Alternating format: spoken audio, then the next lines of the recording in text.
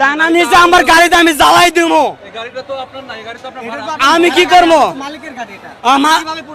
আমি তো না কি করবো? তাছাড়া আমি জমা দেবো করতে কমজেরা জ্বালাই দিছে। গণভবনের সামনে যান, সচিবালয়ের সামনে যান, সেখানে যা বলেন। গণভবনের সামনে যান, প্রধানমন্ত্রীর কার্যালয়ের সামনে যান। হাজারো ছোট মানুষদের মাইরে এটা কোনোদিনও হবে না।